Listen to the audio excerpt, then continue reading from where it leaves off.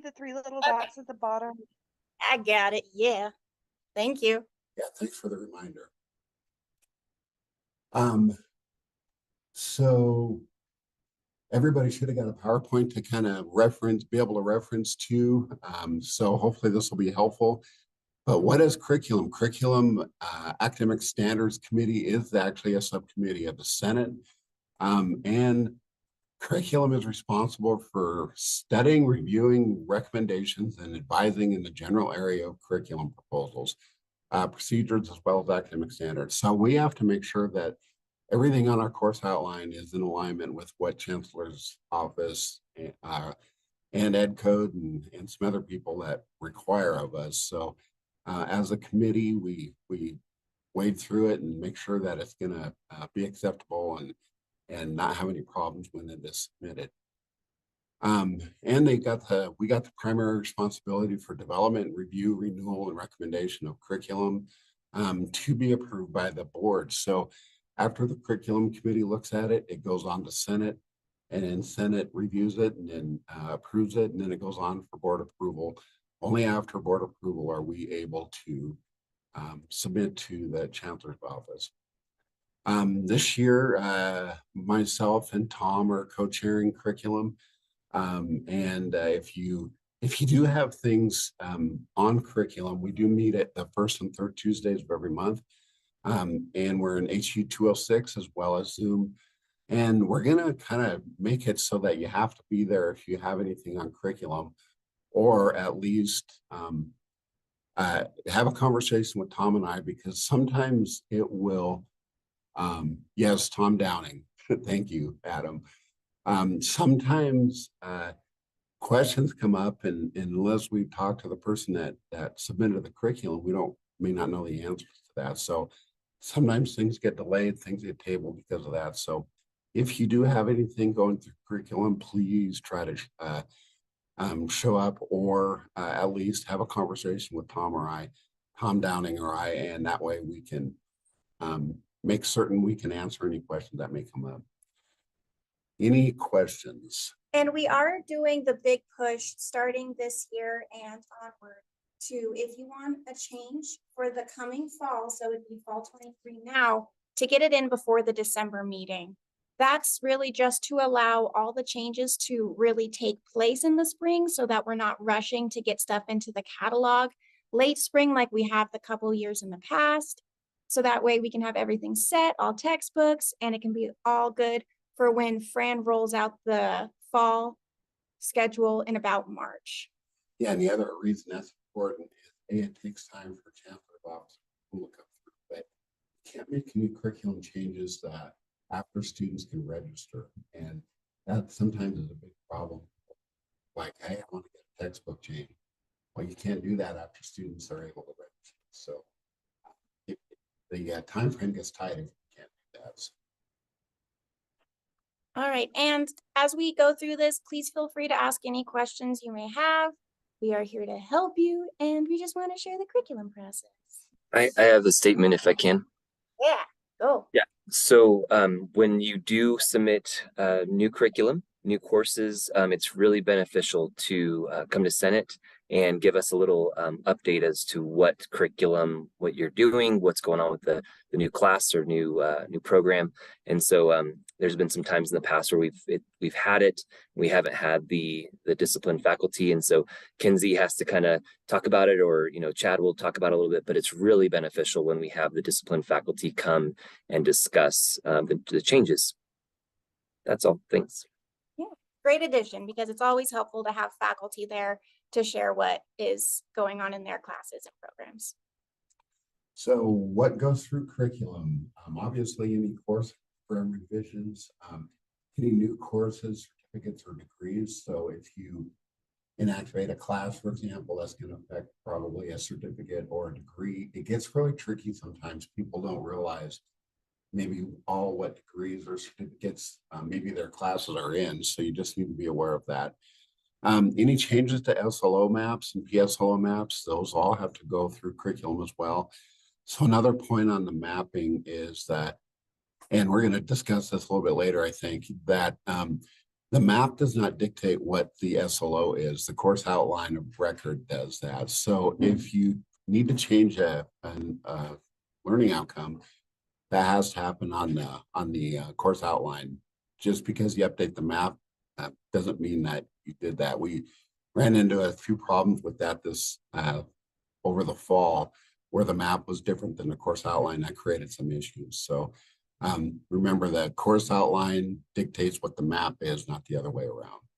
And the reason for that is the course outline of record, or the COR, is really our binding agreement with the student and the chancellor's office, and also articulation of what's being taught in the class. So the internal map, which we will go over later, nice and pretty and colorful, that's for our internal systems. So no matter what, by default, what's on the COR is what is going to be that, or what should be the SLO that is measured, rather than what's on the map.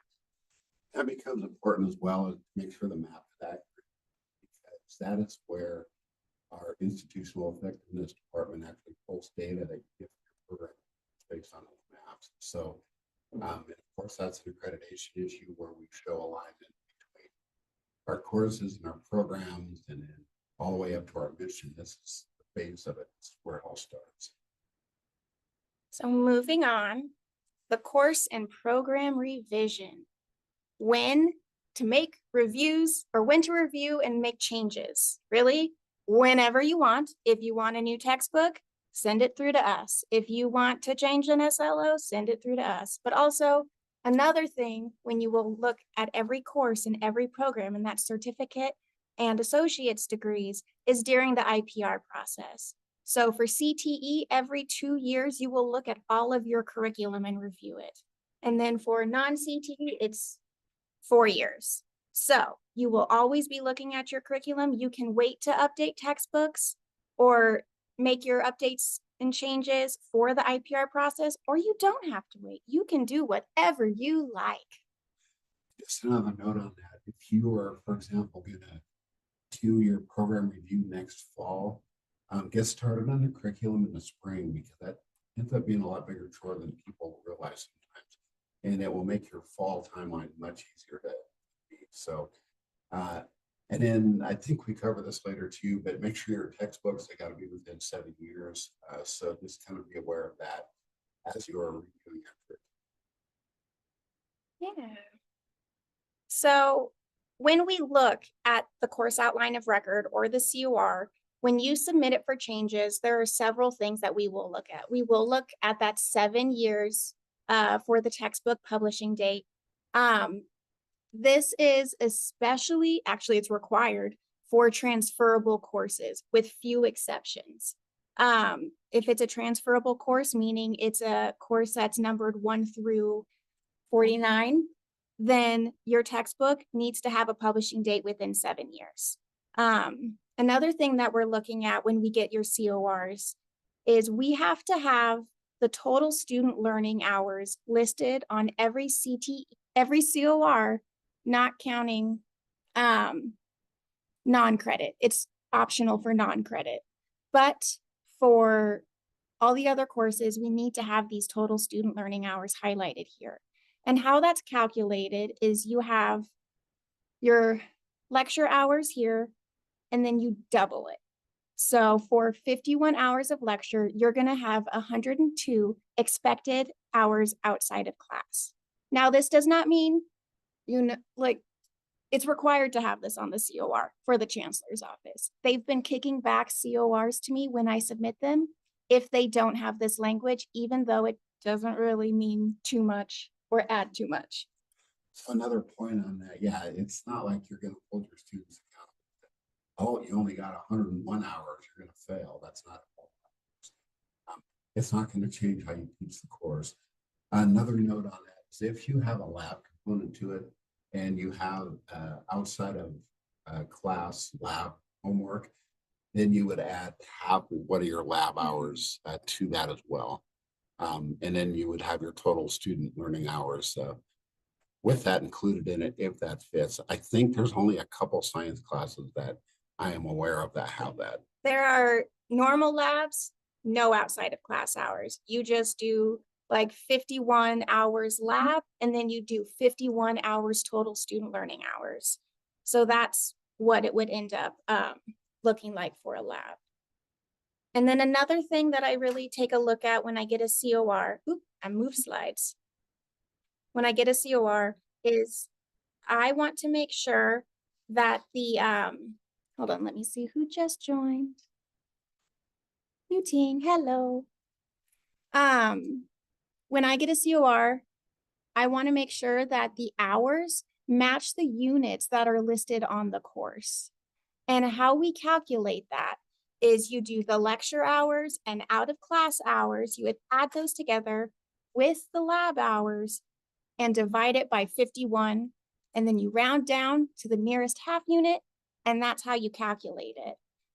Inside the Curriculum Academic Standards Handbook, we have the pretty little sheet that talks about hours and their unit correlations. So you can look in that, or you can just look at this nice little highlighted thing down here that explains how we calculate the units of credit. So for ES1, the example, it's 51 plus 102 divided by 51 equals 3. So it's a 3-unit course. And this is board policy and AP. And this is what we submit to the chancellor, the chancellor's office. So this is the calculation that we must use for units. And another side note to that is we've had people about the outside of class hours, and I certainly understand that, and I understand their argument. Don't realize that it's actually used in the unit calculation. So again, it will not get approval if it's not there. Yeah, and so another thing when we're looking at the COR, and we're really starting to ramp this up lately because it hasn't been done as well in the past, if SLOs are being changed on the COR, the mapping needs to be updated as well. And so that slide is coming through a little bit later. I just wanted to reiterate it multiple times on this little PowerPoint so that we could jam it in. And so we always have updated mapping. So the SLOs, the student learning outcomes on the COR must be the same, even if it's on the map, even if it's just like punctuation changes or capitalization changes or spelling changes. It is very, very helpful for us to get the map with the corrections at the same time, just so that we can carry that over. And then another point is make sure that you're looking at your ed plan and make sure that your 2-year rotation is accurate. Sometimes we find errors on the course outliner. They don't agree with the 2-year rotation. So just check in with counseling and make sure that your 2-year plan is accurate and doable, and that they match the course outline.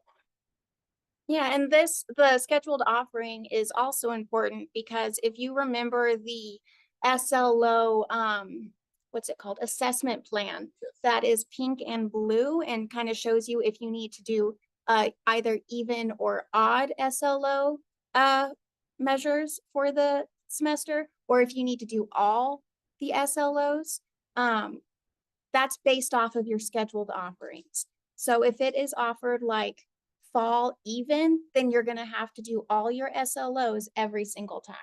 Whereas if it's more regularly scheduled, you can just do the even or odd based off the year. Any questions anybody has yet?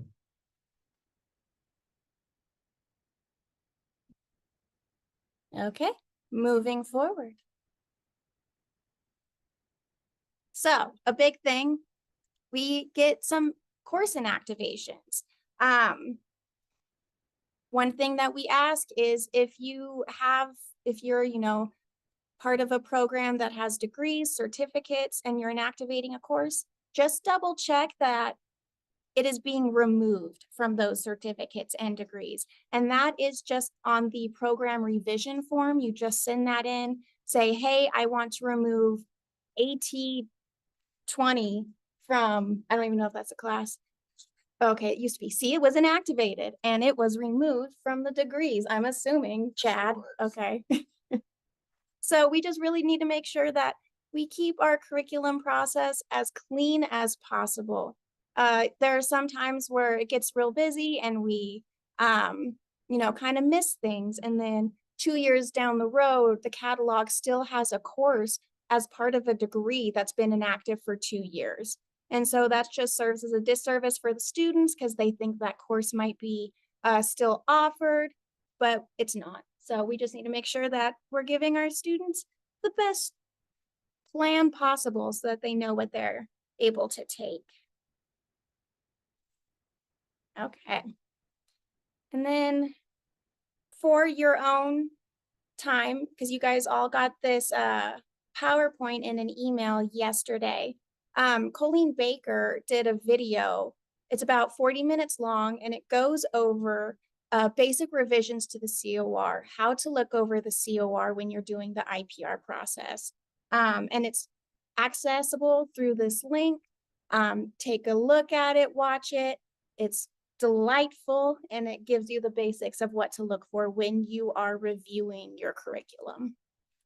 I know in the past when I've been writing a program review, you get to the point where you gotta, do your curriculum review and you're like, yep, looks good. And after the fact, you start looking at it and you realize all the changes that you should have done. So it is important to just be aware of what things that you should look at. And it is very, very, very helpful to me as the curriculum tech to not have a course come through multiple times a year.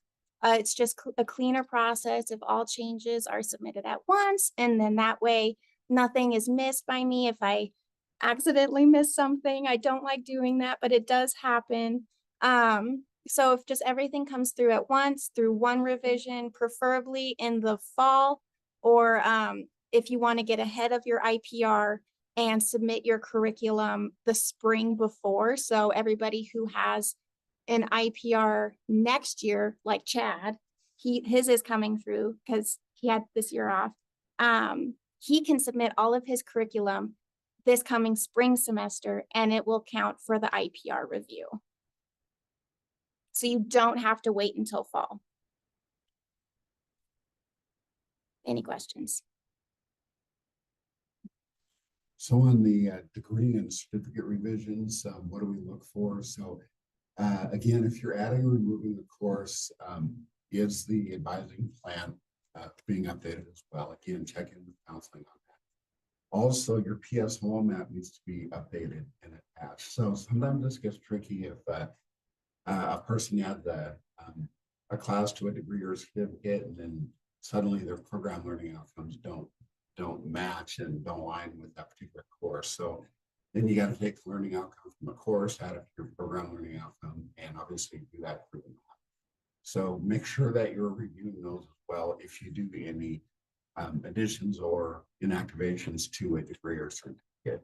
And this is especially important for transfer curriculum because obviously that can create an articulation problem if there is an issue there. And if anything does change to the transfer model curriculum template, then you need to reflect those in your course outlines. So if you are doing a program review that has a transfer clause, for example, just double check the model transfer model curriculum on that. So, and for transfer degrees, especially work with Allison because she'll be able to let you know if there's anything coming down the pipeline. I'm pretty sure she does that anyway. She stays on track of what changes are coming for transfer degrees and transferable courses. And it's always also going back to transferable courses. It's important to double check the CID to make sure that you're in alignment with CID for these courses. Sorry, jumping to a course back there. But for transfer degrees, the TMC, the transfer model curriculum template, if you don't know what that is, it's fine. I learned what it was last year, and it's just basically making sure that the courses that we offer for our transfer degrees are what the state says we can offer for the transfer degrees, so that CSU UC will take it. And a note on the CT certificates or degrees or really any curriculum changes. Make sure that your advisory committee minutes reflect that they have been discussed and approved by the committee. That's important. A lot of people don't realize, for example, if you do a new course for CTE, it has to go to the North Far North consortium, and we need to get labor market data and approval from your advisory board. So just make sure to include your advisory committee in any curriculum changes that you're doing. Yeah, so like gunsmithing, for example, at their recent advisory committee meeting, they had to get approval to inactivate their courses and degrees, just so that we could reflect it on the change for the new submissions, just so that I could have minutes of record, because the chancellor's office does check for programs. Holy cow, are they checking? Like, they kick stuff back to me all the time, even when I submit minor changes. And it's because we're cleaning up the process. And they make sure that everything that we have is correct when we're submitting revisions and new programs. Courses are a little easier to get through to the chancellor's office, and we will start that right now. New courses, degrees, and certificates. Yay. So like I just said, these take longer to get full approval than program and course revisions do. And again, make sure that if you're a CT program, again, get that advisory board input, and then it's got to go again to the North Far North. That's just one more step that takes more time. Yeah, so when a new course is submitted, I encourage you to work with your division chair on getting the new course, make sure that everything is working, right? Yes, yes, no, that is important, because that way they can offer some input if you make sure everything goes smooth. Okay, and then so when you've met with everybody and you have your curriculum done, it's time to submit it to me to get it on the agenda, on the curriculum agenda. And so what I need for every new submission is I need the course outline of record. Yay. Also be sure to double check that the number is okay with me. So like AT 20, for example, Chad just said that that was an old course.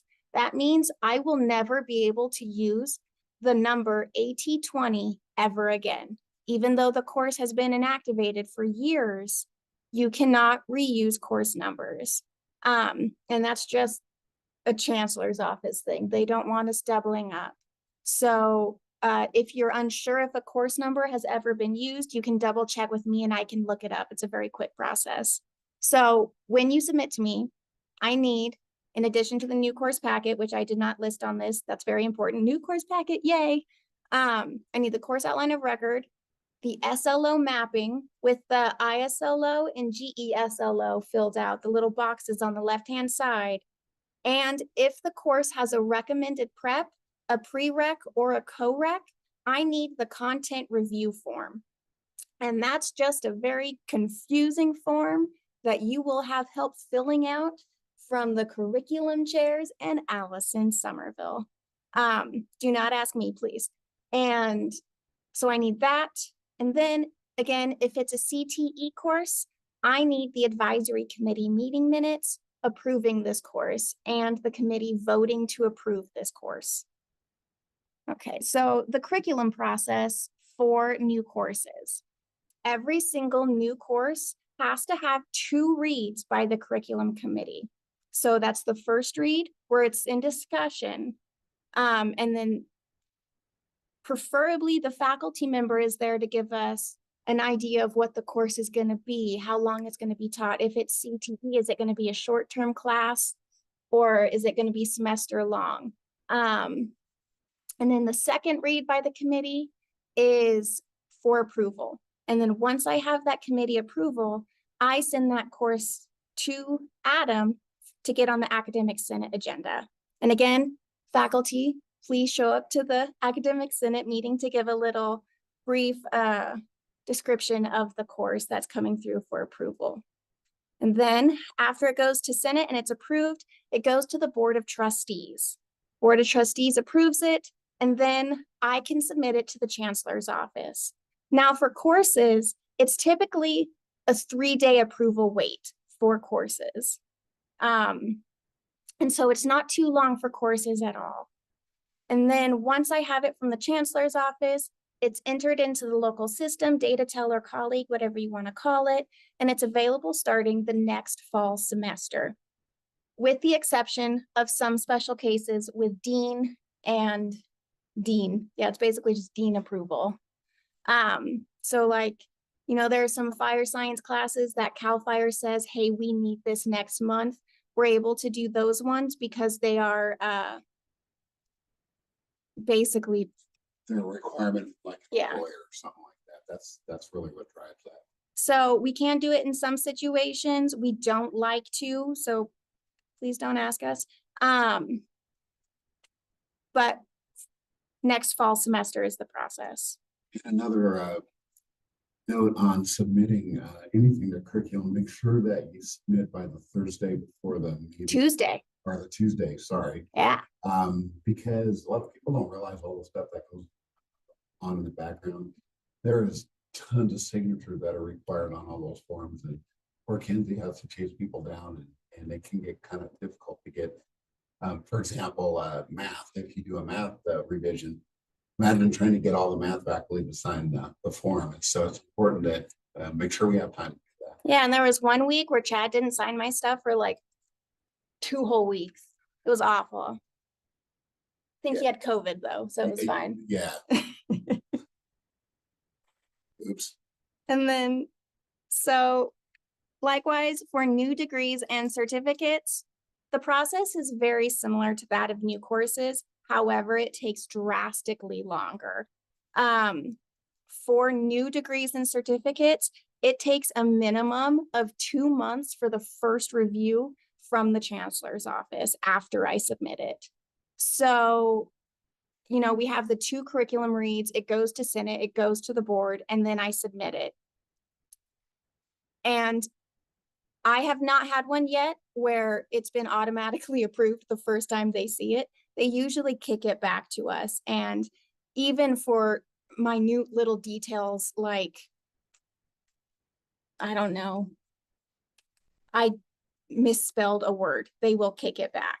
They have kicked it back. It is kind of a painful process. So don't anticipate this being you want to start a new degree, so you submit it even in like March. We will not be able to offer it the following fall because we will not be able to get it in the catalog. So just be mindful of that. If you want a new degree, if you want a new certificate, start thinking about it and submit it to us in the fall. And so what we need for these, for all degrees and certificates, we need the advising plan and the PSLO mapping when you submit it, please. If you're a transfer degree, we need that transfer model curriculum template or the TMC. And that again is a thing you can work with Allison for because she knows everything about it. And then for the CTE, we need those advisory committee meeting minutes. We need the labor market information data. And that's something, if you're CTE, work with Michelle Williams about that. And also work with her for North Far North approval. That is something that's needed for every single CTE degree. So like I know we just had the RN program and the new computer information systems associate's degrees. Those just got North Far North approval. So those will be submitted to the Chancellor's office. Again, work with Michelle Williams about that. She's everything CTE. She's our CTE dean, so. And then another thing that we need for every single certificate and degree is a narrative. This narrative includes the catalog descriptions, the listed program student learning outcomes, the program requirements. So basically just what courses are being taught in this program, every single course, even the required elective options, even if they don't have to take it, the master planning, enrollment, completer projections, and more. If you have questions about this, reach out to me or Chad or Tom Downing for help with it. CTE narratives do require a little bit of extra information, and these can be found in the PCA or the something. What is the PCA? Program course and approval. Yeah, and that's the Chancellor Handbook, which I don't expect you all to know. So reach out to us for help with that. In the past, we've kind of just done the narratives ourselves, and that's really faculty purview. Faculty should be handling their own narratives. We can help with it, but it's your baby, and we just want to make sure that everything is correct and what's going in the narrative is what you have designed for this degree or certificate. And the narratives are a bit cumbersome, but if you have an example of an approved one, it makes it much easier to make one. And they're really cumbersome if you're not the area faculty trying to write one. It's just tricky. Your input is definitely important in that process. Any questions so far? Okay, moving on. So we are now getting into the SLOs and PSLOs. And then after this lovely, lovely accreditation visit, let's make sure these are correct. Yeah, so obviously most of us are pretty familiar with how important SLOs are. Yeah, linking all that together. And having the data back that. So that's again what this whole mapping process was about, is showing that link between the course SLO and the program. And then again, all the way up to the mission is how we had to do that. And so another important part is work with the Tom Robb, our SLO coordinator, to make sure that it is a good measurable learning outcome. If a lot of we discovered over the last year that just because you had an SLO, it wasn't necessarily easy to measure. And that's really important, especially with the accreditation, to be able to prove that. So just make sure that you have a good, accurate, measurable learning outcome. Yeah, so going on to the SLO map, this is the map that's designed for courses. So every single course has this beautiful color map that's easy to see, and you'll know that it's the right map because it has color on it. There are some old maps out there that don't have color. If you're using that, please throw it in the trash and burn it. This is the map that should be used. This is how we know that we've done this map and updated it. Every single time you touch the student learning outcomes on the course outline of record, please update this map, even if it's a minute punctuation, capitalization, grammar change, and it's not changing these ISLOs and GSLO markers over here. Please update this map. Just turn it in when you turn in the course outline of record with the changes. Another point on these, make sure that the boxes are checked accurately. That seems like a small thing, but again, this is how they pull data. So it's really critical that it's accurate. When I review these, I find often that people just change the map, and that's okay. But let's say they took a SLO off, they'll accidentally leave the box checked on it. And so you just got to make sure that they're accurate. And I know there was a question of how do you come up with the measure? Yeah, that's actually a good question. So very often it's set at 70%. The reason for that is because 70% is a passing grade in every course on campus. And so our baseline is that. That doesn't mean you have to stay there. Sometimes state agencies may require an 80 or even higher, 85% success rate as far as the target. So sometimes industry drives that, especially in CTE, but overall, they're generally all set at 70%, but you're welcome to change that if you feel it's necessary. And if you have any questions on, what kind of tool you can use to measure, like here it's an exam and essay, I would say double check with Tom Robb. He's the SLO coordinator. He can be reached via email, trobb@lassencollege.edu, and he'll get back to you and he'll work with you. He knows everything SLOs at this point. And he can help you, make sure that you're using the right Bloom's taxonomy the verbs, is that what it's called? And can help you make sure that you have all the tools you need to accurately and easily measure whatever you're trying to measure for your students. Yeah, and he can also help you set up, maybe you can assess some of these in Canvas. And that way it's just automatically done. It makes it much simpler. Yeah, and every single SLO map is available on the SLO Plus SharePoint page, which is accessible from the academics portal page under SLOs. And also, if you just go to the lassencollege.edu website under academics and courses and SLOs, there's a nice little link button that'll get you to the SLO Plus page where you can access all of your SLO maps. And then you download them, edit them, send them to me, and we will get it done and it will be beautiful. And there's about 3 or 4 or 5 sets of eyes that go on this before it even goes to the committee. So if there is any mistakes, hopefully somebody will catch it. And one of the things I think we're working on is really for faculty to take a look at their SLOs to make sure it's what they want. And for like a 3-unit course to aim for like 3 to 4 SLOs. You don't need 10, you don't need 20. Just make sure that you have a couple and more than one, maybe. And they're accurate and they measure what you want that student to learn. Another, why do we have these? Well, what did they learn? Why do they take the course? And if you have any questions, reach out to Tom Robb. He's the best person to ask about SLOs, or Chad if you want. Yeah, but just make sure again that you get that. Make sure it's a good measurable. Yeah. So moving on to the PSLO map. Now this one, I even find a little bit confusing sometimes. So this is really confusing. What you need to do is you need to look at every course. So these are set up by program, obviously. So if you have an AS degree, so this is the AS degree in university studies. And this was actually a nightmare to map. I know the person that did it, and it was really difficult.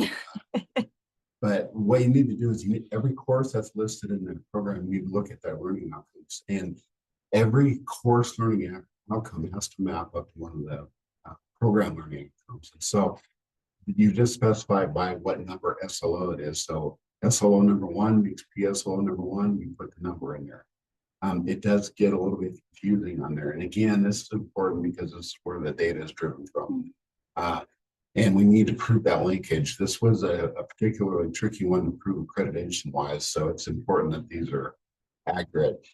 Sometimes what we find is you add a course to a degree or a program and it doesn't match any of the existing program learning outcomes. So then you need to add a program learning outcome that will match that. And usually you just take one of the courses that's lowest and add it as a program that's low. That way all the courses move because they all have to map and link to one of the program learning outcomes. yeah, and I know, Tony, you did a great job with this. When you submitted all like the history and political science, when you changed those SLOs, you submitted the new maps, the new PSLO maps with the revisions, and it was great. So thank you so much. It was a royal pain, though. Everybody needs to know it was a royal pain. Yeah, So, it's not, but thank you for it. It really made it easier, and it actually made me realize, oh, this is something we need to do. yeah, and that's why I'm here again, because I still don't think I know it very well, but it was a good lesson. So thank you. And another note on maps is this is also part of the required curriculum review form that when you're doing a program review, you have to make sure your maps have been reviewed because otherwise that curriculum review sheet won't get signed. And so does anybody have any questions? Again, this is just something that should come back every single time you touch your degree or certificate. Like for fire science, they just added a whole bunch of classes for next fall. They also inactivated a couple. So what you really need to do is you need to go through, and if you're adding something, comb through this list of courses. For fire science, it was a little more difficult since they had like 60 associated courses. So you just got to comb through it. If you look in the catalog that is on the website, or even come to my office if you want a hard copy, you can double check that what we have listed for that program is on the map. It is a tedious process for some degrees. Others, you know, from like studio arts, it's real easy because there's like 7 associated courses. But for the longer ones, it does take a little bit more fine combing. But again, this is something that should really come through anytime you touch a degree or certificate and bring it through curriculum, just so that we make sure we have the updated map, so that we're getting the correct data, so that we can better serve students and faculty. And another point, this is a good important reason to not put your curriculum review on your IPR until last, because these things take longer to accurately review than what you think they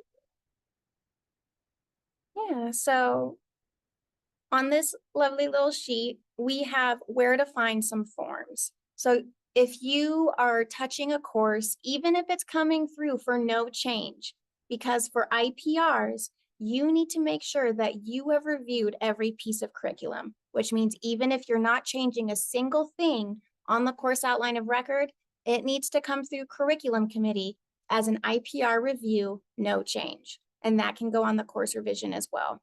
But if you're changing the textbook, if you're changing anything, the course revision form is located at this link. It's on the portal documents pages. Also, if you can't find it on the portal documents pages, reach out to me. I can send you a copy. Same with program revision. If you are touching anything on the program, yeah, your team, email Makenzie. I have it. If you also need to review the programs, the degree certificates, if you're not changing a thing, please send it through review, IPR review, no change. Just so that I can mark it down on your IPR curriculum review form that I will give to you to put inside your packet, that it came through, that you reviewed it, that you say, yes, this course, this program is what I want it to be. Let's go. And then I can mark it down. Similarly, if I can say that word, the new course packet and new course program are also on that documents page on the portal. On here, there's a little bit more information to add. You have to put in your PSLOs, your SLOs. No, you don't have to do the SLOs on the course packet, but the PSLOs on the program packet, associated cost course, how many students do you think will take this course? And then there's a library section, see if the library needs that books. Yeah, just so that we can make sure that our lovely library is aware of any changes. And yeah, the SLO and PSLO mapping. So I'm not entirely sure where these are linked quite yet. I will make sure with Tom Robb that these are available on the SLO Plus page. And also I'll make sure to get them on that document portal page as well as that content review form, which is needed, but confusing, but needed, and please do it. So yes, either on portal academic services documents list or email me, mcdavis@lassencollege.edu, even though it might change, but that's fine. And then all of your current SLO and PSLO maps can be found at the SLO Plus SharePoint page, which I have linked here. All of your current CORs are found on the course outlines link under academics on the LCC website linked here, and advising plans, which show every single course that's associated with a certificate or degree and their scheduled offerings. If it's spring, if it's fall even, spring odd, are listed under the academics page on the LCC website linked here. Again, if you can't find it, email me. I will be happy to get it to you. And I will also be happy to get it to you because I will know that it's the correct copy. And we love working off of the correct copies. And on your advisor plans, again, make sure you get counseling, changes that you're considering.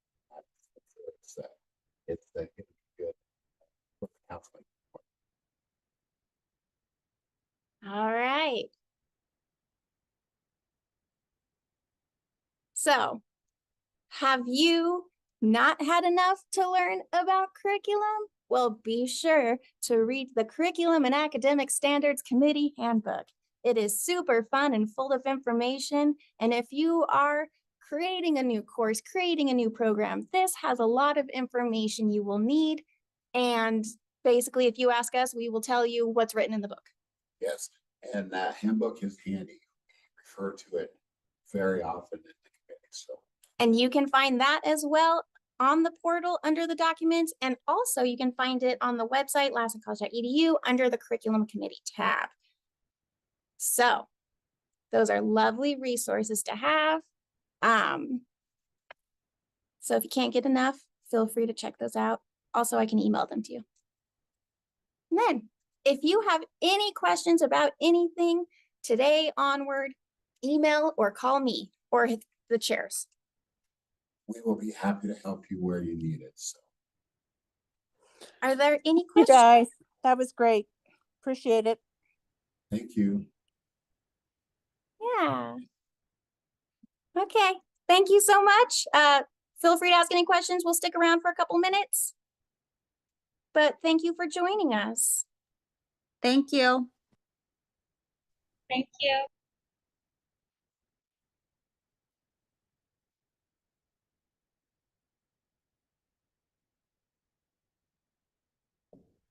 Hi, I'm trying to make a course, Math 42. Yeah. Yeah. This is the first I've heard of the slow maps, though. So should I just click on the links here that you had in the PowerPoint, and I'll be able to figure out how to make my own slow map? Or I was going to reach out to you and make sure that we got it from you. So on the SLO maps, I will send you a blank copy. And then what you will do is on the COR, you've already identified your student learning outcomes. Then you just copy and paste those in the little boxes, and then make sure you select the boxes for the ISLOs and GESLOs. And at the bottom of that colorful map, you will find in tiny writing the ISLO description numbers and the GESLO. So you will take your SLO that you've written and then see which ISLO and which GESLO it matches up to. So I'll go back to this little page. Actually, I don't have it on here because I only did the first page.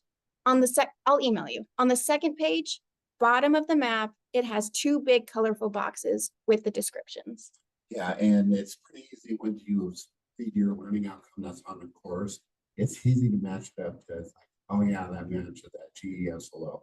Or no, it doesn't do that one, but it's kind of matched up in one of them at least. And it should be pretty easy to inhabit it where that linkage happens.